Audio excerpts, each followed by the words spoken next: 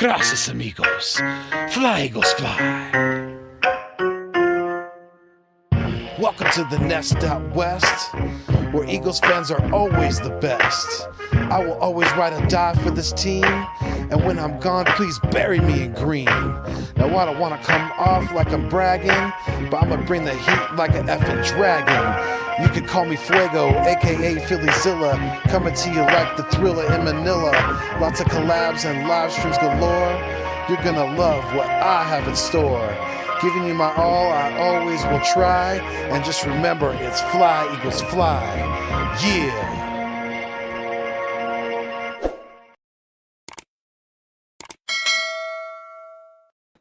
What is good? What is going on? And what is cracking? I am Philly Foothills, and I am back in the Nest out west, where I'm trying to bring you the best when it comes to Philadelphia Eagles content on YouTube.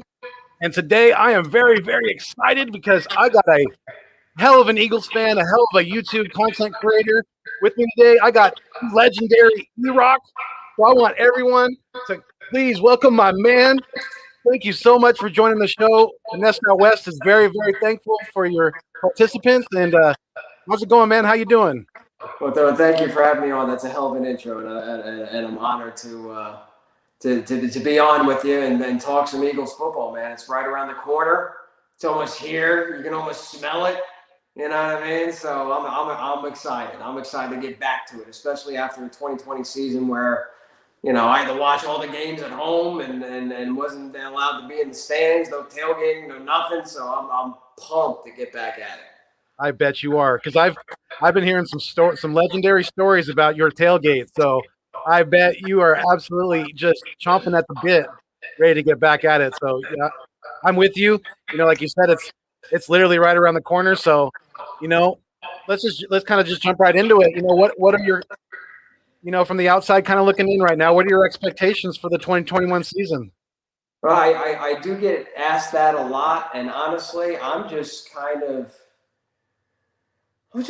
enjoying the fact that there really are no expectations, right? Like, even though it was exciting every year, post Super Bowl, the new norm, all that bullshit, you know, when you have these expectations about going to the playoffs and Carson Wentz playing at a certain level and, you know, run it back and all that shit, you know, it's exciting, but at the same time, you kind of set yourself up for disappointment.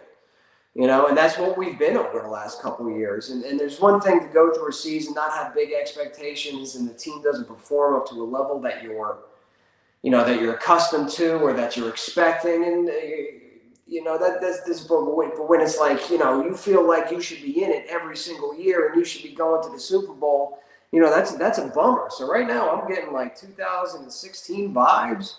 You know, where you got a rookie head coach and Nick Sirianni, who was an offensive coordinator that never called plays, much like, you know, Doug Peterson was an offensive coordinator that didn't call plays. And, you know, Nick Sirianni is catching some shit, rightfully so, about, you know, the way he acts or his press conferences and that, you know, is this a rah-rah guy? Can this guy really lead the team?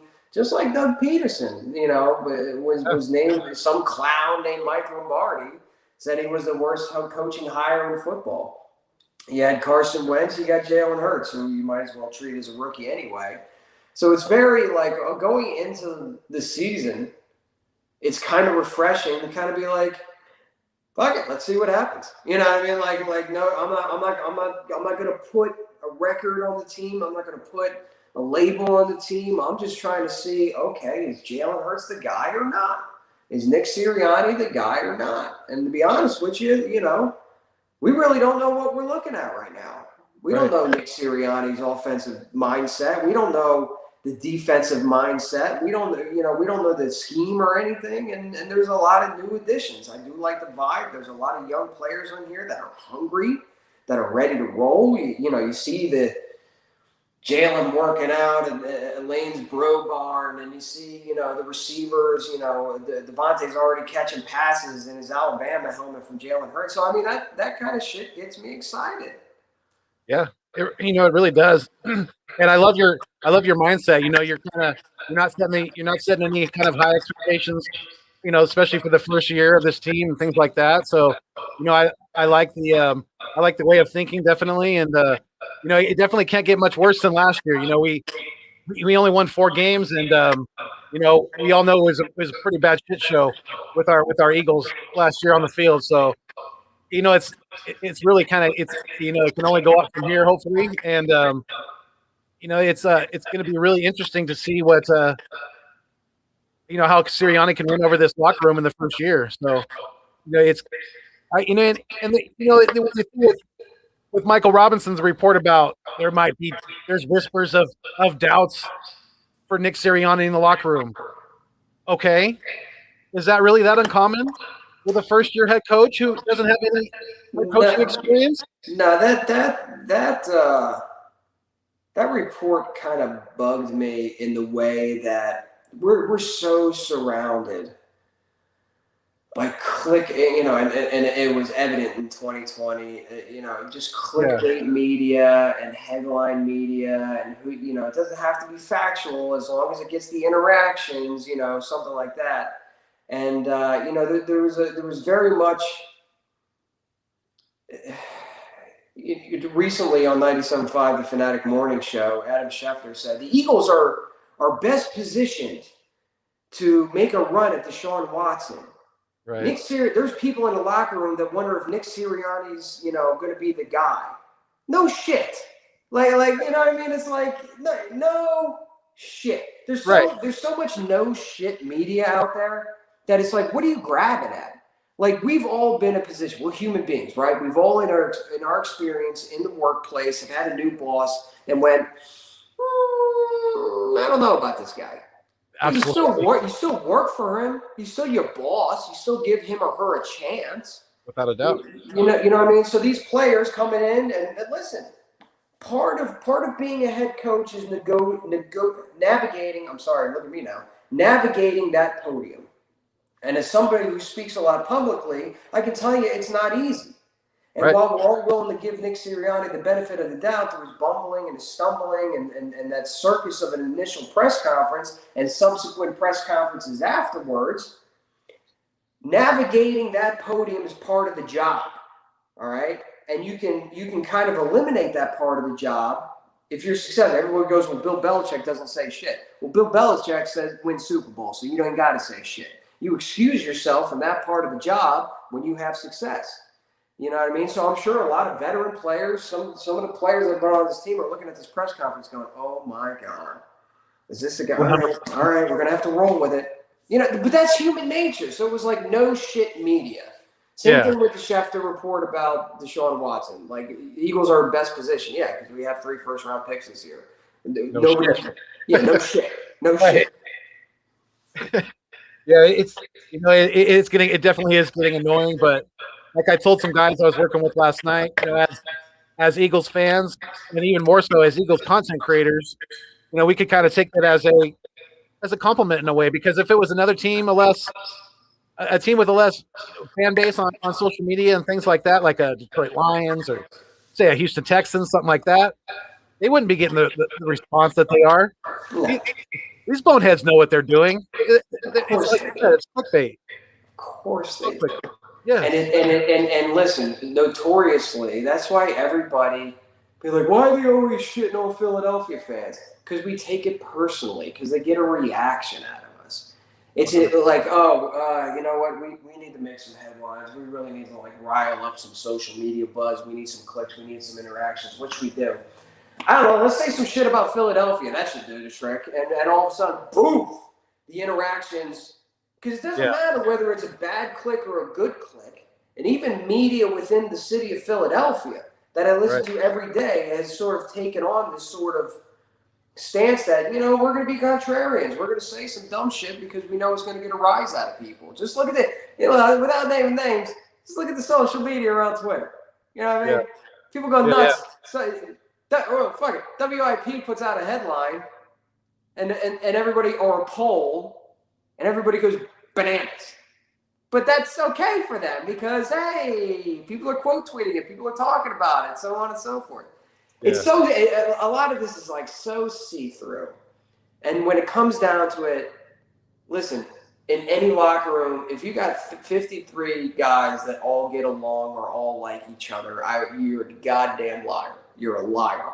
It never happens in the workplace. Name a job you ever had that everybody likes each other. It doesn't happen. Never. Or that somebody isn't like passing the buck to somebody else, or somebody isn't like talking. Not even when they're family owned. I mean, even even families don't get along. So it's like, come on, give us a break. Like you said, a lot of it's very see through. So yeah, I mean, we could really take it for what it's worth. I mean, it's like you said, they're just trying to get views, they're trying to get ratings, they're trying to spur it up. So it's all a bunch of malarkey, really. But so like, I really want to ask you in regards to like training camp and things like that, what position battles are you going to be watching really closely? Well, for first, as soon as you said it, the first thing that came to my mind is left tackle. I mean, one of the things that kind of got swept under the rug with how he's drafting, because we always look at J.J. Arcega-Whiteside. We love to poke at that one. We love to look at the Jalen Reagor instead of Justin Jefferson and stuff like that. We traded up for Andre Dillard. Like, we traded up for the dude. He was supposed to be the left tackle of the future. All of a sudden, this Austin kid, who, by the way, giant fan of. Me too. Jordan Mailata comes in, works his tail off, doesn't know how to play. Never played American football. Does a day in his life, comes in, and all of a sudden you're like, huh, well, okay. And even though he wasn't great in the beginning, you could see every week he was getting better. Meanwhile, you were getting reports of Andre Dillard's kind of, throwing hissy fits in training camp and shit like that, and he's got to be pulled to the side and talked to. So that's going to be a big position battle. I mean, you invested a first-round pick in this guy. Yeah. Assuming he stays healthy, I got news for you. Listen, it's an advantageous position to be in because how many people have two left tackles that can start? You know what I mean? But if Nick Sirianni is genuinely about all this competition, let the best man win. The other thing I'm looking at is what the hell is CB2 going to look like? Yeah, that's scary now. I kind of like the way they patched some of the stuff in the secondary. You know what I mean? We're getting, McLeod's McLeod's coming off injury, and with CB2. Like what's it, like? That's a glaring liability, and we all know it. I mean, it's not a secret. We all know like there's nobody there. Right, and if we're planning on working with the guys that we have in house, Jonathan Gannon he better be one hell of a defensive back guru, because we're going to have to get some special things out of these guys because Avonte Maddox, I don't want to see him on the outside this year. He's too much of a liability. We've seen quarterbacks just really pick on him and pinpoint him a lot of the times, and he just doesn't really have the size to go outside. And a guy like Michael Jaquette, I'm not ready to close the book on him quite yet because of the system that he was in last year. The very stuck in the mud type of Jim Schwartz system, like it's my way or the highway type of. Yeah, and I'm glad you brought up Jim Schwartz because peep this. I mean, that you're talking about a defense that never blitzed, that relied so heavily on the front four to get pressure to the quarterback, and when they weren't doing it, your secondary was roasted, toasted, exposed. You can name it anything you want. They were out there on an island by themselves. You can't rely on linebacker help either because your linebackers stink. So they were literally up Schitt's Creek without a paddle. So, okay, do we all of a sudden start to see more of a Jim Johnson blitzing defense, which we've all been frothing at the mouth for as a fan base, to kind of help out the secondary, who's a liability? Because, all right, so, the corners aren't playing well. What do? You start blitzing. You start getting pressure on the on the quarterback through other means. And I think if our defensive coordinator genuinely says, like, I don't have a scheme, I fit to the personnel and the players that I have, you should see a significant amount of blitzes this year where you did not see them the last 3 or 4 years. Right. Yeah, and that's something that frustrated the hell out of me, with Jim Schwartz. Like you said, he relied way too much on the front four to get pressure on the quarterback, and We just didn't have that dominant of a pass rush, and that kind of leads me to my next question for you. Do you think Derek Barnett is going to anywhere produce to a first round talent of production this year and earn his $10 million that he's making this overpaid behind? First of all, shout out to Eagles Uncensored podcast. Appreciate the comments, but he better. I mean, he better. He came out of Tennessee, breaking Reggie White's record while he was in college. You know what I mean? And bend the edge, Barnett. He's so quick off the egg, turn that edge. And again, I have to point back to scheme. Jim Schwartz's scheme was predictable. It was vanilla. Guys knew what was coming, or more importantly, what wasn't coming. They had all the time in the world. Okay, so let's say, well, circle it back to the blitzing more to help out the secondary. Does that now free up Derek Barnett so he can become a monster? Scheme matters, dude. Like, scheme matters. Definitely. A lot. So, you can, and I'll give you the perfect example. A recent example, Vinny Curry worked well as a rotational defensive end in our system. Loved Vinny Curry. He went down to Tampa, and I had the chance to talk off camera and off mic with the Tampa Bay, one of the assistant defensive line coaches. And I asked him, like, why didn't Vinny work out in Tampa? It's because Vinny just was like, well, we don't do this. We didn't do this in Philadelphia. It was a different scheme, and he was lost.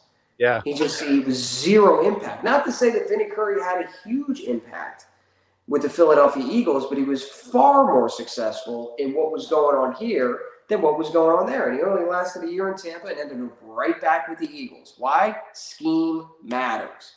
So what kind of scheme is this guy running? How is it going to free up some of the talent, some of the underperforming talent that we've had on this roster due to Jim Schwartz's vanilla, predictable defensive scheme? Yeah. And I think that's one of the biggest breaths of fresh air, as people have been saying, for this team is, just the new defensive scheme, what we're gonna see, the different looks that JG's gonna throw at these quarterbacks that we're facing, and it's gonna be really, really fun to watch, I think, this year. And I think him, Coach Rocker, on the new defensive line coach, they're gonna put some guys in a position definitely to succeed. Coach Rocker's got a ton of experience on the defensive line, and he's had a lot of success. So, I'm definitely excited to see what he can do with, especially some of these younger guys, and even guys like, the guys that are on the back nine, like Fletcher Cox. I still think he's very productive. I mean, what do you think about him? Do you think do you see this being his last year in Philly, or do you think he's going to be here for another couple of years? I think he's going to be here for another couple of years. I mean, you want to know what life is like without Fletcher Cox? I don't. Him and Brandon Graham. I mean, you could go to the Eagles. What was that show that was on Amazon Prime? What the hell was that? I forget the name of the show, but it was always Fletcher and Brandon, and Fletcher, Brandon, and Malcolm. And when one wasn't having a good game, they would call each other out and be like, "Yo, I need you to step it up, okay? I need you to do," you know what I mean? So Fletcher Cox isn't the most out there in front of the media, right? Joking around with D Gun, you know what I mean, like Brandon Graham was, or wasn't out Lane. Yeah, or wasn't out there, making a difference in his community so much as a Malcolm Jenkins. Right. Well, Fletcher Cox, make no bones about it, he is a stone cold leader on that defense. And how many times do you see in previous years, specifically last year, is a guy like Jalen Mills start to act up? Who was in his grill? Fletcher Cox. Grab him. Calm the fuck. You know what I mean? Just back off. You're going to cause it. He held everybody on that defense accountable. And you gotta watch for stuff like that. You gotta look at stuff like that and be like, this guy's value is far more than just being a top 3 defensive tackle in the league. Absolutely. And that that kind of leads me to another question I wanted to ask you. Shout out to actually Joe Castro, Philly the podcast. He asked this question to me, and it kind of, it made me think definitely. Being that I agree with you. Definitely that Fletcher Cox is definitely a leader on this football team, but he's definitely more of a, he's not so much of a vocal leader. He's more of a let me show you on the field type of guy. So Yeah. who do you think steps up as the real vocal leader for this team this year? Who steps up as a real vocal leader for this team? Well, I think the reason why you pay Kelsey what you pay him to keep him around is because he's that guy. The reason why you keep Brandon Graham around is because he's that guy. And with all these young bucks, and I'm excited for the young bucks coming into the league, you really need some veteran. You need those guys to basically grab them by the face mask and say, "This is how business is done." So I think Kelsey's going to be it. Brandon Graham's going to be it. Of course, Fletcher Cox is going to be it. I think Lane Johnson's going to be it. When you look at the veterans now moving forward, I could see a guy like a Devontae Smith being a silent but leads by example because he doesn't talk much. And even in interviews, you can tell he's very straightforward and just one-line answers and good answers, but just you don't get a whole lot out of him in the media. Yeah. That could be Devontae, that could be Jordan Mailata, that could be Miles Sanders, that could be a lot of guys, or it could just be like a conglomerate of guys who just like each other, like the 2017 season. 100%. Yeah. I mean, I agree with you. And we were talking a little bit about the offensive line earlier, and with on like you said, it's not a bad thing definitely to have two hopefully starting caliber left tackles in Dillard and Mailata. And like you said, I'm a big fan of Mailata. I think he's got a super high ceiling, especially like you said, coming from playing rugby. And I mean, especially his body may be NFL ready right now, but he's still learning mentally, and he's got the best offensive line coach in the NFL in Jeff Stoutland. So that's why you've seen the progression and him just get better and better. But like as far as our second round pick, this Dickerson kid, he's still not signed. We're getting pretty close to training camp. We're about 2 weeks out now. Are you getting a little nervous? Not in the least bit. No. He's fine. He's fine. A lot of these contract games, they happen every year, and of course, this is going to be fodder for sports talk radio and stuff like that as we get closer, or even into training camp. But I mean, what's the rush? Is he playing? I mean, last time I checked, he's ACL, rehabbing and getting better, and he'll be lucky to see the field this year. So really, what's the I'm sure there's negotiations going back and forth as far as, well, he was a second round pick. Yeah, but the reason he was a second round pick is because he was injured, and had he not been injured, he would have been top 15. Agreed. So you got great value at second round. So you should be paying him higher than this. So there's all this batting the ball back and forth. Yeah. And we've seen it. We've seen it before. And it'll all work itself out. It'll be fine. And, and you bring him up, I kind of on the fence about that pick because, I was so in favor of Sidney Jones, and then it just ended up being a disaster. But if this kid is as good as advertised and can stay healthy, I mean, you talk about a seamless transition from Kelsey to this young man. I mean, the value that Jason Kelsey brings, okay, well, now you have it in this kid, except this kid's bigger. You know what I mean? And even maybe a little meaner. You know what I mean? And it's all about him staying healthy. So I think that's the contract dispute. Is he would have been, but he wasn't. But he was injured, but you got great value. But you go back and forth with that shit.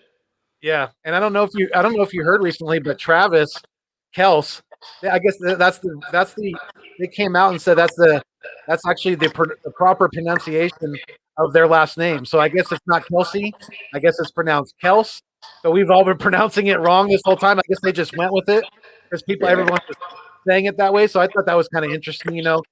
Those guys are a dynamic, duo as a brother. They're amazing athletes, definitely, and have had tremendous careers in the NFL. And this is going to be great. I hope this is going to be a really great season. Hopefully, it's going to be a somewhat of a quick turnaround, and we can have somewhat of a winning season for the farewell tour for one Jason Kelce. Yeah, and I mean that's the circle back around. That's the expectation thing. Like, listen, this could be the start of something great. Part of the reason Doug Peterson's scheme was so successful early on is because nobody had any tape on the RPO.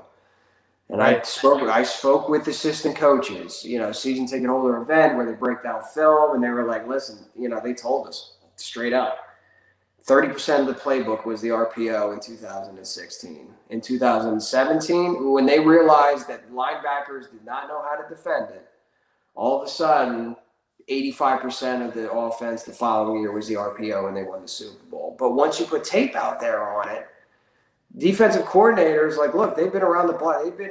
Coaches have been coaches for a long time, and they watch a lot of film. And it only takes a little bit of time for them to figure your ass out. So that was one of the things that got Doug Peterson in trouble, was because he was relying so heavily on it, and they figured it out.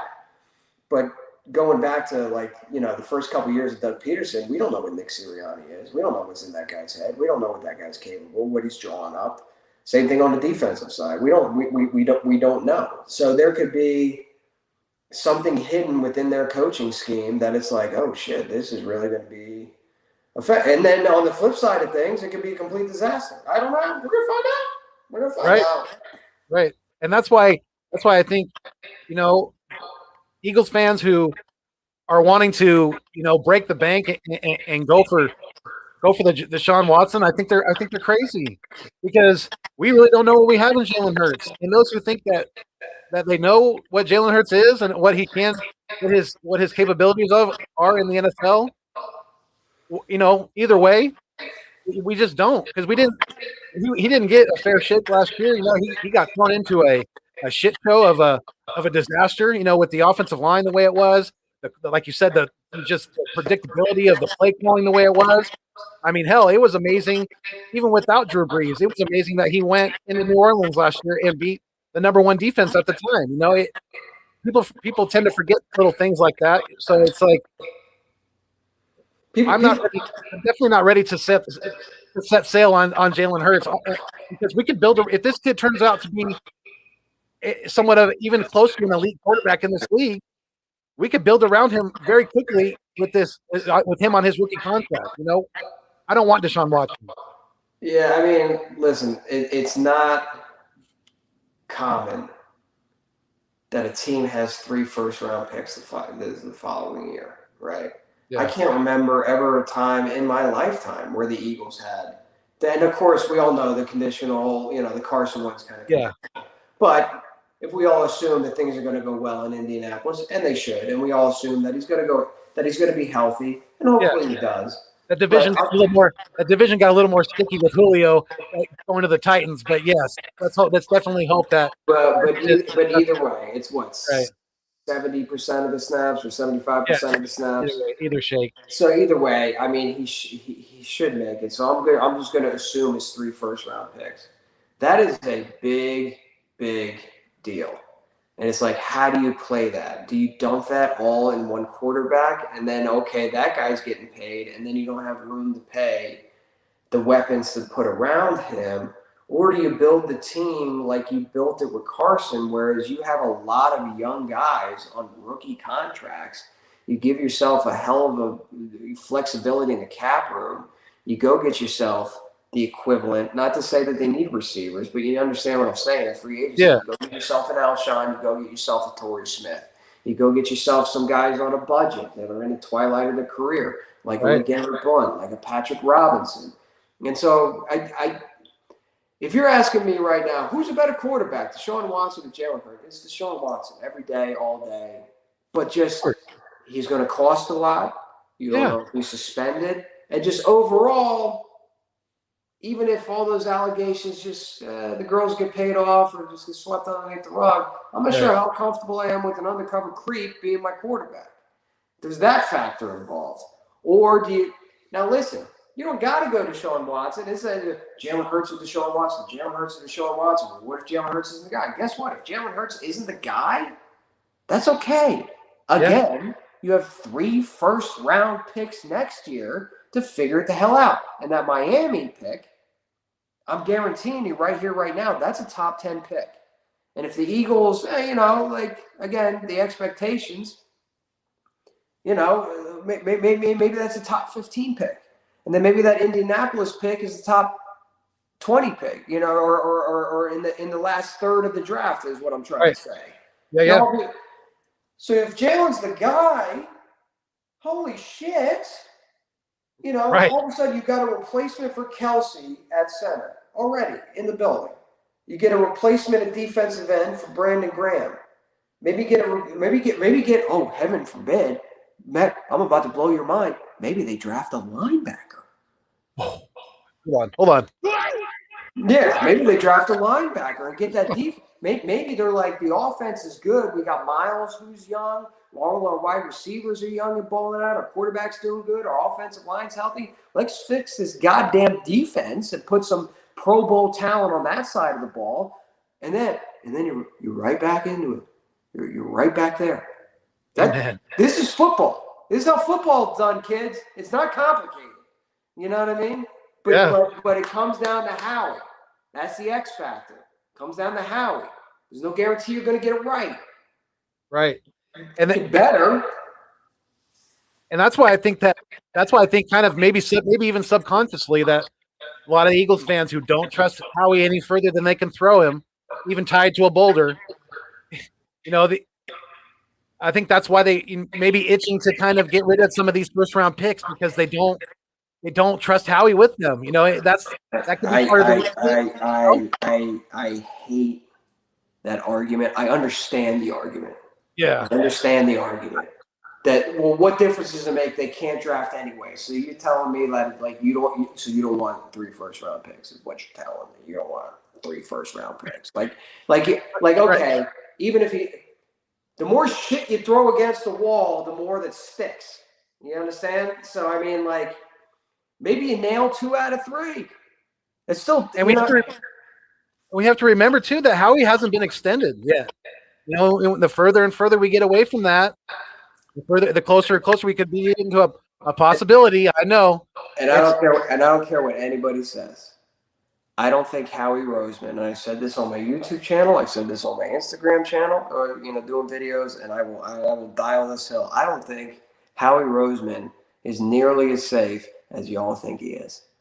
Because if he once again fails to draft impact players or have people who he drafted make a difference on the football field, if you're Jeffrey Lurie, who is not a dumb man, who once upon a time fired his childhood friend in Joe Banner, who he trusted with his life and his organization, he will not trust Howie Roseman with 3 first-round picks the following year. And just think of how enticing that job would be with, like you said, the possibility, at least we're guaranteed 2 right now. If we have 3, that job's going to become very, very enticing because we're going to have cap space too. So we're going to have more money to spend next year. Right. So, we all talked about Howie Roseman. Okay, fire Howie. Who wants the job? Well, you just nailed it.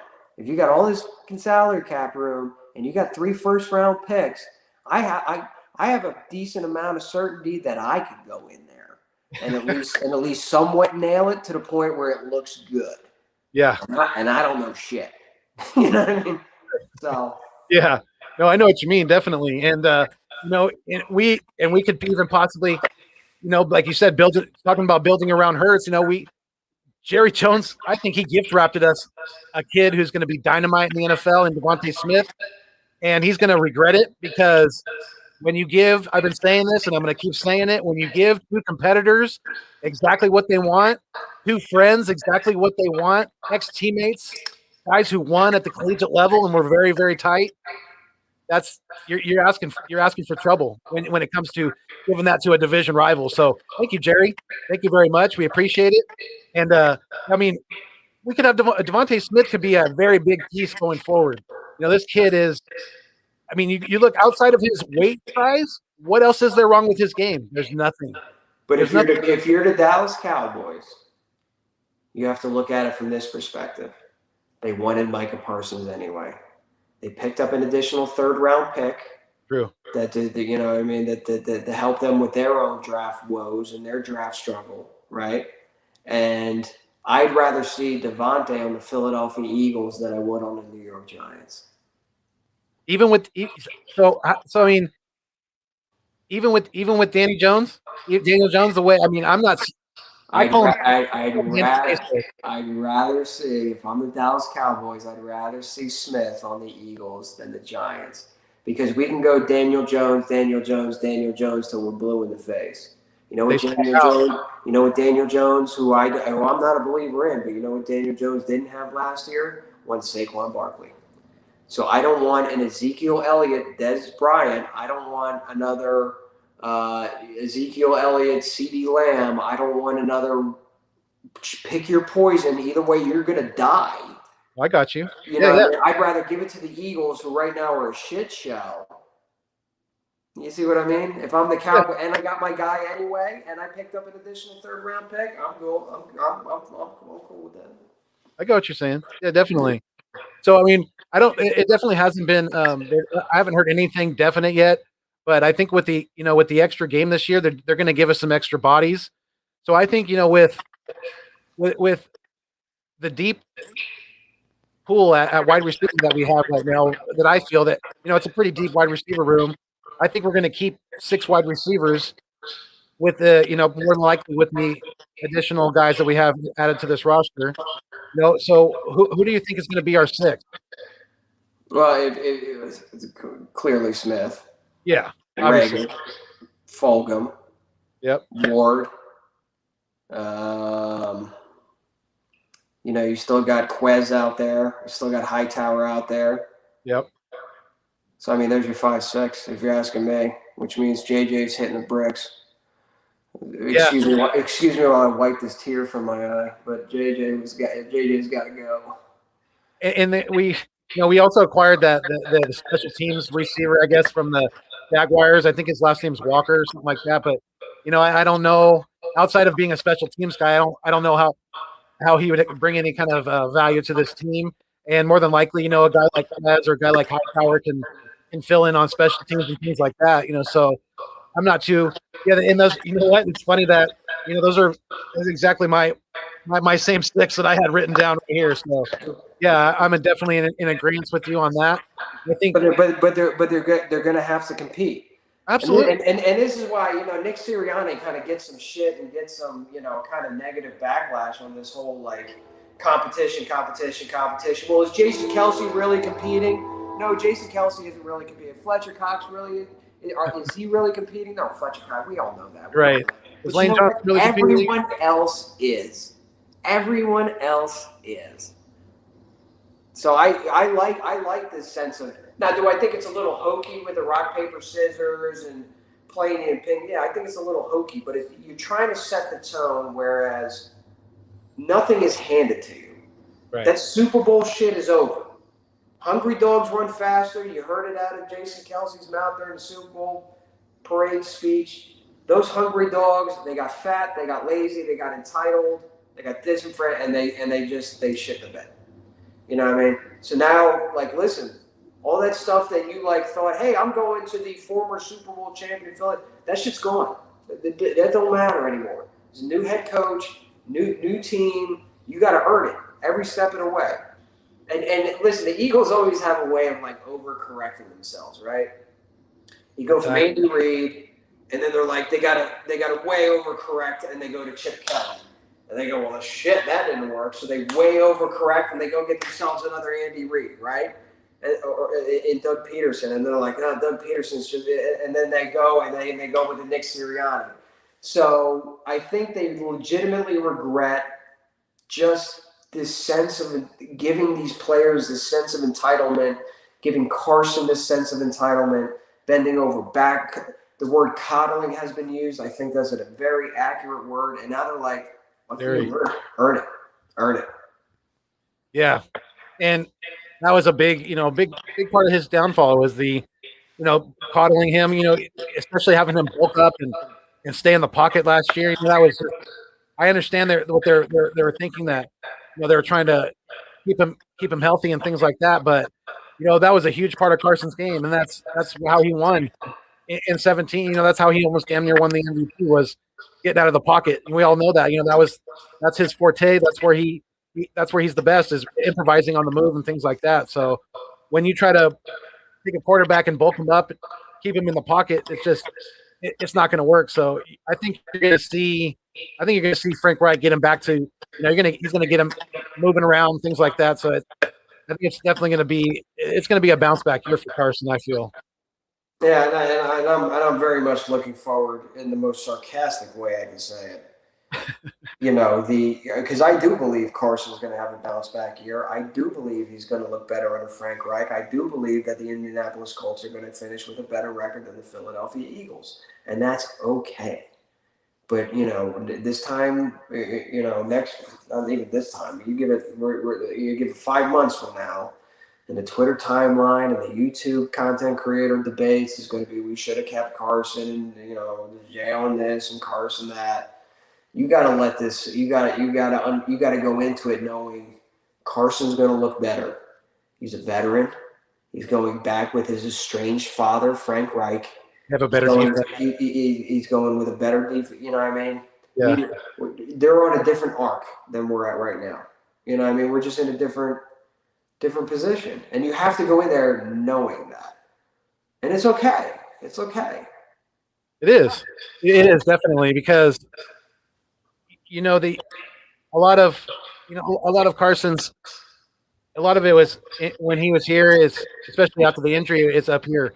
That's sometimes that's easy to fix, sometimes it's not.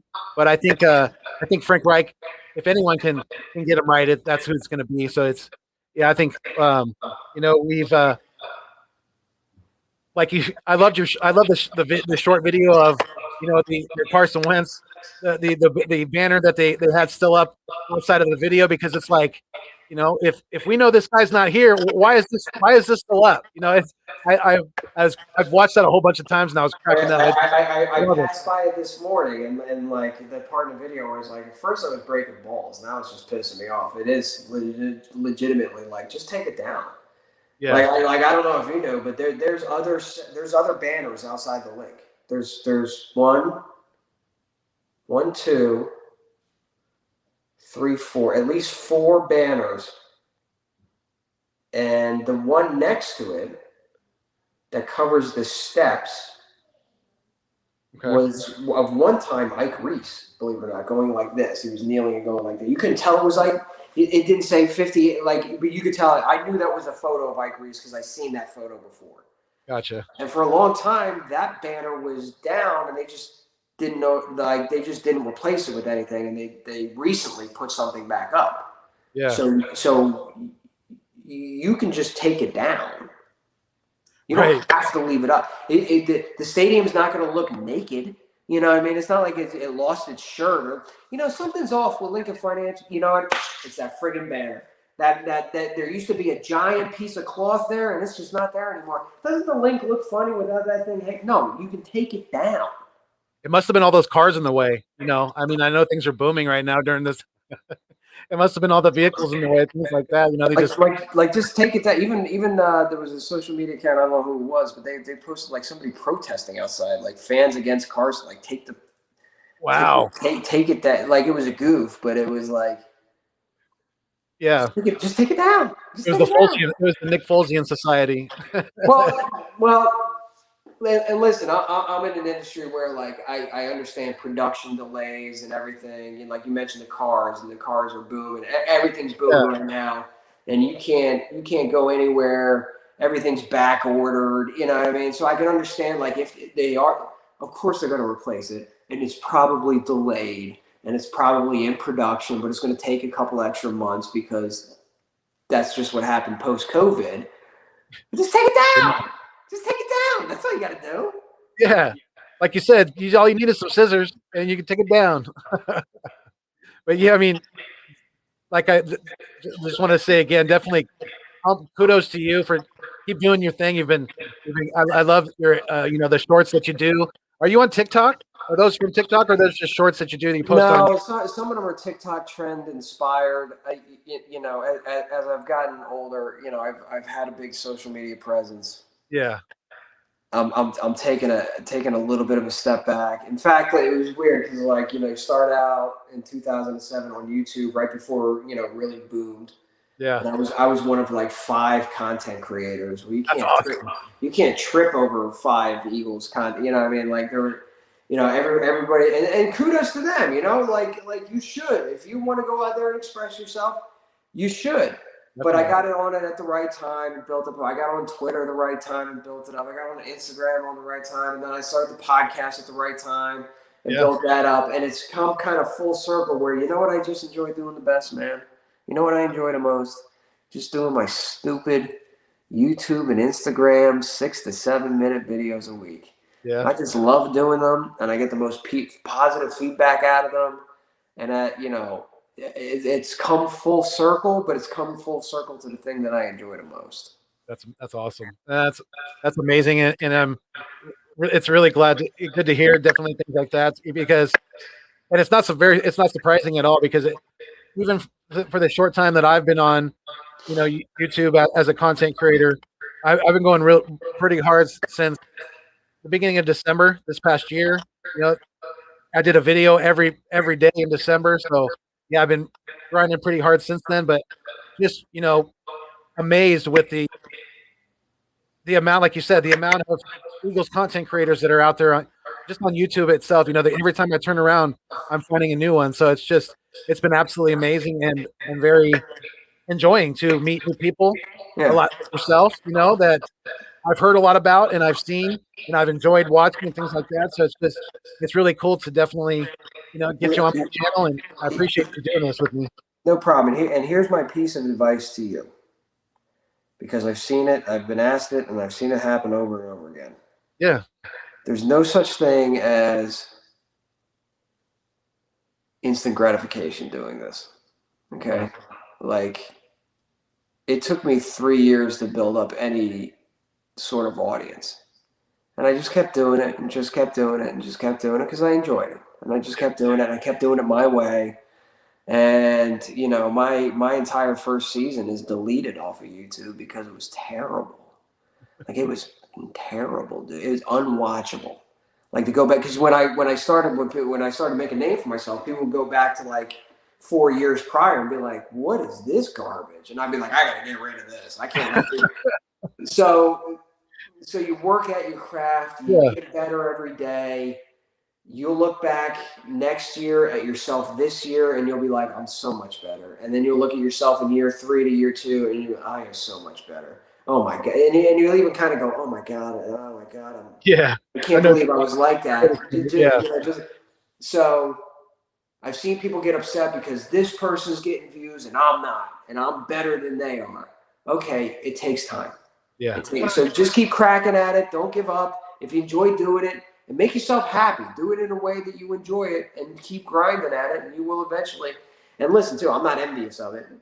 I got on, again, when there was 5 other Eagles content creators. I jumped on Twitter where I could be, I kind of was the guy immediately. When I started 4th and John, it was us, Bleeding Green Nation, Philly Influencer, and Crossing Broad. Those were the only 4 podcasts in Philadelphia. So, wow. I lucked out, dude. Yeah. I got on the right thing at the right time, and I lucked out. Wait, hey, we did too. As a fan of you, I know I'm speaking for a lot of people out there. We did too. We lucked out getting you as a person who brings great content and just full of energy and full of life, things like that. So, but I appreciate the advice, and I really do. But I wanted to ask you a couple more questions. I don't know how much longer you got, but we gained some veteran leadership on defense. We got 3 veterans on 1-year contracts in Kerrigan, Wilson, and Harris on the back end. Which one of those 3 are you most excited to see this year? And or do you think will be the most productive? I think Harris, because I think he'll see the most significant playing time. You know what I mean? Kerrigan is just a quality leader, even when he was a Redskin and just kind of eating Lane Johnson's lunch, every time they played him. For some reason, Kerrigan was kryptonite to Lane, but he was always just a class guy. And it has very Chris Long vibes to it, doesn't it? It kind of reminds me of the Chris Long movie. So you're trying to bring in, you can see a common thread, and that's leadership, veteran presence, good locker room guy in a lot of those guys, and that's a common theme with all of them, and that's by design. That's by design because, with such a young roster, you need as much coaching up as possible. And again, referencing, Chris Long, I mean, how many stories have you heard about, oh, Chris Long helped me out with this, Chris Long helped me, and he was a rotational defensive end on the twilight of his career. Yeah. I like the moves that they made. Obviously, they were balling on a budget. They were. And these guys, by the time the team's ready to get good, these guys probably maybe won't be around much. But it's still I think Kerrigan's got a little. I think he might have a little more in the. Not to say that Chris Long was not very good for us and a very great fit, and he did great things, but I think Kerrigan might have a little more in the tank because he played less than 35% of the snaps last year, and he still almost had 6 sacks. So that shows you he can still be a productive player. And it just, to me, it speaks volumes that these guys want to come here on a 1-year deal, especially guys like Wilson and Harris, who probably have a little bit longer than Kerrigan does, and they're coming here trying to prove it this year that for a new contract. Whether it's with us or with another team after this coming year. That tells me that they believe in JG a lot. So that just makes me even more excited for this guy because not a lot of veteran guys who have other options to make more money elsewhere would come, with a first-year defensive coordinator. Yeah. And listen, our defensive coordinator was sought after too. Like he was a lot of teams wanted him. A lot of teams wanted him, and he chose to come to Philadelphia. And didn't he give the most Philadelphia answer to that? Remember his first press conference, like, so why Philadelphia? And he goes, because it's Philadelphia, that's why. Oh, exactly. Oh, I got a little tingle. I like it. Good answer. Yeah. Good first impression. Right. Definitely. And, we have some great coaches who know how to handle the media, like Stoutland, the way he handled that last interview that he did. I don't know if you saw that, but he totally checked the media, the local media guy, because he asked kind of a dumb question, and Jeff Stoutland handled it like a boss. I mean, he handled it like a veteran head coach in the NFL. He absolutely put that guy in his place, and it was great. Yeah, he's an amazing guy. Yeah. Once you get used to Philly media, you could see the landmines in front of you. You're not going to. Yeah. This ain't Nick Sirianni. You're not going to trip over some of the landmines. You know exactly what to say and exactly where they're going, and you're not even going to try that bullshit. No. Here. Yeah, he knows what he's doing. Definitely. Yeah, so, you know what? I really want to ask you this because I've heard so much legendary things about your tailgates and things like that. I'm going to be in Philly for the first time ever in my life.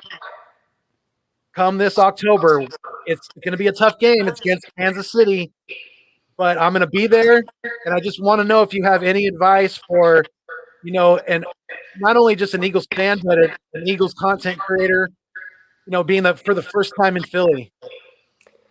What I would do, honestly, because I'm kind of taking I'm going to hit you up on Instagram. That's for sure. That's what. Yeah, and listen,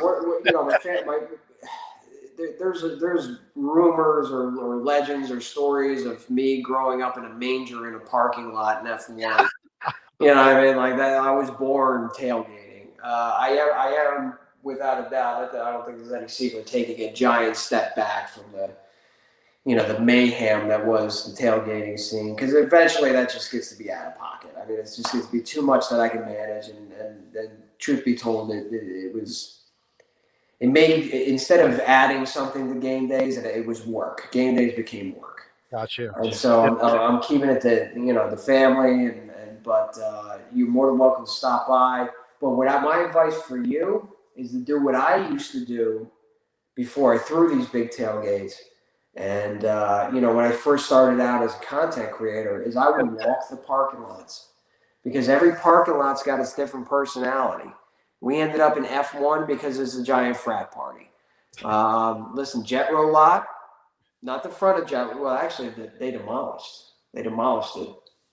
Oh, That was even worse. There were no rules in that lot. But behind Jet Rover lot was like small town. It was like Quietsville. Nothing happened. You go behind. You go more west, and that's where all the RVs are and all the really cool RVs. You hop over to P lot, and they got a lot of great like cooking, like a big cooking setups. So my advice to you is don't stick to one spot. gotcha. Walk around, take it in, see every goddamn banner on that stadium. Oh yeah. Take in the drum line, take in the cheerleaders, take in the festivity. Walk around the Wells Fargo lot. You're gonna see things and just take pictures of it. That's what I used to do. That's what I used to do. That was my, some of my earliest content was me just walking the parking lots, showing this is what I'm seeing. So show the world what you're seeing, and you have the unique perspective. Like my whole content was created around, hey, I'm a season ticket holder. This is what I do. I'm showing you what happens during game day. Yeah. You get the unique perspective that this is my first trip to Philly. Right. And this is what I'm seeing for the first time. And this is how I'm reacting to it. And this is what I didn't expect this, or wow, this is cool, or man, this is not what I thought it was. You know what I mean? Express that. So you have a really unique opportunity to do that. So soak it all in, man. Definitely will. Yeah, I'm so excited. It still hasn't completely sunk in yet. It's I'm like a kid on Christmas Day. As soon as my wife told me that, I've been giddy. It's a part of me that just can't seem to quite calm down a little bit about that, because I'm ready to go. I'm definitely fired up for that. And before the game, do all the touristy shit. You know what I mean? Yeah. Do the Rocky Steps. Go get a cheesesteak on South Street. Go see the Liberty Bell and Independence Hall. There's no secret, like, you really got to see that. No, just do the touristy shit. Stick to it. You know what I mean? Because Philadelphia is such a history-rich city that to not see Independence Hall and to not see the Liberty Bell, as cliche as it is, and to not see the Art Museum, as cliche as all that is, it's important. Like it's important because it's the identity of the city. So stick with that. Cool. And then soak in game day as much as you can. Walk around, see it all. See it all. I plan on it, man. It's gonna be an experience of a lifetime. I already know it, and time's flying by already, and training camp's gonna be here before you know it. Season's gonna start, and then I'll be on the flight headed your way, my friend. And you know what? You've been an awesome guest on the Nest Out West today. I really, really appreciate you. And again, I'm so very, very, humbled to have you on my show. Been a big fan of you. Definitely keep doing, like you said, even though you're taking a step back, head full circle, just keep doing your thing, and we'll definitely do this again, because this was really, really enjoyable. Well, I thank you, and I'm humbled by that, and I appreciate your time and having me on. Thank you so much. Definitely. Yes. So, all right, guys, until next time, like we always say, we fly until we die. Stay mean, stay green. Thanks for viewing us on your screen. And until next time, keep it fuego. Peace.